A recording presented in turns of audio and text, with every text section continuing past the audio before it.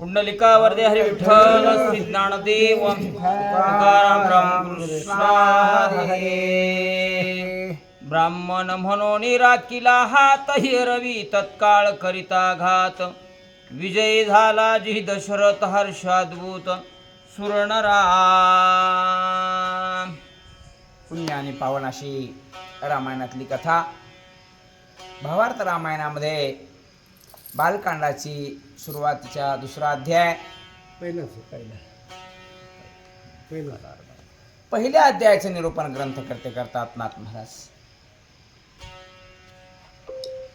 ज्या वेळेला भगवान राजा दशरथजी बोलतात, धर्म सांभाळावा, नीती सांभाळावी, न्यायाने चालावं. युद्धामध्ये एक ब्राह्मण म्हणून मी असणारे त्याचं संरक्षण केलं नसतं, हात काढून बाजूला टाकला असता. कारण मलाही क्षत्रिय म्हणता, क्षत्रियाचा आमचा धर्म आहे. हे राजा दशरथजी बोलू लागले. पुढं काय म्हणतात ऐका. मोकळे झाले पाणी आडे तत्काळ ते प्रजन्य पडे. फिटले गाईचे साकडे ब्राह्मणी रोकडे मांडिले याग. ज्या ऋतूमध्ये, ज्या काळामध्ये, ज्या देशामध्ये आनंद व्हावा, भरघोष अशा प्रकारचा असणारा पाऊस पडावा, सगळीकडं पाणीच पाणी व्हावं, गायी तृप्त, पशु तृप्त, ब्राह्मण तृप्त, सगळे आनंदी झाले. कारण का, या राजा दशरथानं धर्मावर आलेलं संकट घालवलं आणि धर्मावर आलेलं संकट घालून त्याला सुखी केलं. का, हे सगळं बंद पाडलं होतं. पण राजा दशरथानं हे सगळे यज्ञ, याग, कर्म सगळे चालवायला सुरुवात केली. जिकडे तिकडे चोहीकडे आनंद झाला म्हणतात. चालले स्वाहा स्वादाकार हरी खले देव पितर. दशरथावरी अपार सुमन संभार वर्षले. जो न्यायानं राज्य करतो, जो धर्मनीतीनं राज्य करतो, जो जगाचं हित जाणतो, त्याच्यावर जग का खुश होणार नाही? जग का खुश होणार नाही? होणारच निश्चितपणानं. यज्ञ चालू झाले, ब्राह्मण आपापले यज्ञ करू. आता प्रत्येक माणसाला शेताकडे जावं वाटते का? आनंद वाटेना का? पाऊस नाही, पाणी नाही, अवर्षणासारखा परिणाम झालेला आहे. आणि ज्यावेळेस भरपूर पाऊस पडेल, धनधान्य असणारं पिकेल, त्यावेळेला सगळ्या जगताला आनंद होतो. तसा ब्राह्मणांना आनंद झाला, क्षत्रियाला आनंद झाला, सगळ्या जगताला आनंद. नवे देवाधिक सुद्धा राजा दशरथावरती फुलांचा वर्षाव करू लागले म्हणतात. अवघे करीती जे जे कार इंद्रासी. आल्हाद अपार दैत्य पराभविले. थोर तेने अमरेंद्र संतोषला. अमरेंद्र असलेला इंद्र खुश झाला. खुश का? एवढं पराक्रमाचं काम केलंय फक्त एका दशरथानं. आणि म्हणून दैत्याचा असणारा संहार केला. दैत्याला त्या ठिकाणी पराभूत केलं गेलं. आणि पराभव हा निश्चित होतच असतो. धर्माचा विजय हा निश्चित ठरलेला असतो. अधर्माला त्या ठिकाणी नंतर धर्मापुढे घ्यावंच लागतं. म्हणून सगळे देव सुखी झाले. नवे देवाचा देव इंद्र राजा सुद्धा सुखी झाला. आणि वर्णन करू लागला, राजा दशरथजीनं फार मोठं काम केलं. व्यांबरे अलंकार रायाशी दिदले अपार. इंद्रे सन्मान केला थोर. अवघे सुरवर संतुष्ट.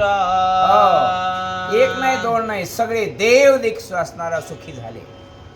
इंद्रानं राजा दशरथाला बोलावलं, कारण आमच्या जनाचे काम होणार नव्हतं ते तू त्या ठिकाणी राजा दशरथा केलंस. युद्ध करणं हे येड्या गबाळ्याचं काम नव्हे. झुंजारपणा या युद्धामध्ये, रणांगणामध्ये कसा दाखवा लागतो, याला योद्धा लागतो. आणि राजा दशरथानं स्वर्गामध्ये जाऊन दैत्याचा असणारा त्या ठिकाणी बिमोड केला आणि इंद्रदिकादी देवाला असणारा त्या ठिकाणी सुखी केलं. नवीन विजयश्री मिळवून दिली. आणि म्हणून गळ्यामध्ये तुळशीच्या माळा, हार घातले. येतोची सन्मान राजा दशरथाचा केला. पराभविले दैत्य गुरुसी. अति आनंद बृहस्पतीसी. तेने सन्मानिले दशरथासी. धैला पोटासे स्वानंदे. आनंदाने राजा दशरथाला मिठी मारली. दैत्याचा गुरु शुक्राचार्य अपमान केला, नवे त्याचा पराभव केला. आणि बरोबरच आहे. जे माणसं धर्माच्या कार्यात आडवे येतात ना, त्यांचा दारुण पराभव सगळ्यांनी मिळून केलाच पाहिजे. पण आता एकजूटच न राहिल्यामुळं हे असं घडत नाही. घडली पाहिजे. ज्या ठिकाणी धर्माच्या कामाला जे लोक आडवे येतात ना, त्यांना खणून काढलं पाहिजे, त्याचं मूळ पाळमुळं उपडून काढलं पाहिजे. आणि म्हणून राजा दशरथानं हे जे एक धर्माचं काम केलं, हे सगळ्याला लाजवेल असं काम केलं. आणि म्हणून सगळे सुखी झाले, आनंदी झाले, नवे नवे कवेत घेतला आणि मिठी मारली म्हणतात. देव गुरु वरद वदत, जे जे तुझे मनोरथ, सिद्धी पावतील समस्त. जान निश्चित देवाचा गुरु आहे इंद्र, गोपनाथा. बृहस्पती सगळेजण जवळ आले आणि सगळे म्हणू लागले, वा काय पाहिजे आता. सगळ्यांनी तोंड भरून राजा दशरथाची स्तुती केली, वरदान दिलं. जे जो जे वांछील तो ते लाहो प्राण. तुझा जे जे इच्छा होय. आहे, तुझा जे जे मनोरथ आहे, हे निश्चितपणानं पूर्ण होईल. का? आमचा आशीर्वाद आहे. आशीर्वाद सामान्याचा नव्हता, देवाचा आशीर्वाद होता. आणि तो निश्चितपणानं तो आपला फळाला येणार आहे. काय म्हणू लागले पुढे? तुझ होईल पुत्र संतती, ते मी सांगेन श्रेष्ठ युक्ती. याग करावा अयोध्ये प्रती, विभांडका हाती पुत्रेष्टे. देवाने सांगितलं, राजा दशरथा तुला पुत्र संतती होणार आहे, पण त्याच्यासाठी एक महान कार्य करायचे तुला. कुठं? अयोध्येच्या ठिकाणी पुत्र कामेष्टी नावाचा यज्ञ करायचा आणि ते शृंगी हाती करायचं, विभांडका ऋषीच्या द्वारे करायचं. यज्ञ या कर्म करण्यासाठी उच्च कोटीचे ब्राह्मण लागतात, उच्च कोटीचे असणार ऋषी मंडळ लागतात. आणि त्या विभांडकाकडून तुला यज्ञ करावा लागेल. जर तो हा यज्ञ सिद्धीला गेला तर निश्चितपणानं तुला पुत्र प्राप्ती झाल्याशिवाय राहणार नाही. विभांडक नित्य वनवासे, तो भेटीन देईल तुम्हासे. मृगी सुत पुत्र त्यासे, ऋष्यशृंग तया नाम. मृगी पुत्र ऋष्यशृंगाच्या हातानं तुम्ही काय करा? पुढची खूण सांगितली का?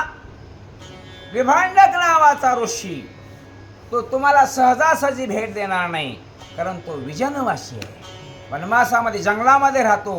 मग याच्यासाठी तुम्हाला काय करावं लागेल? त्या विभांडकाच्या द्वारे त्याला पाचारण करावं लागेल आणि तो पुत्र कामेष्टी नावाचा यज्ञ त्या ठिकाणी आरंभावा लागेल. आणि त्यानंतर तुमचं पुढचं कार्य होईल. आशीर्वाद दिला देवाने. हो प्रमदामध्ये वेधवोन, नगरा आणावा छळून. येताच त्याचे आपण करावे लग्न, निज कन्येशी. पुढचाही मार्ग सांगितला.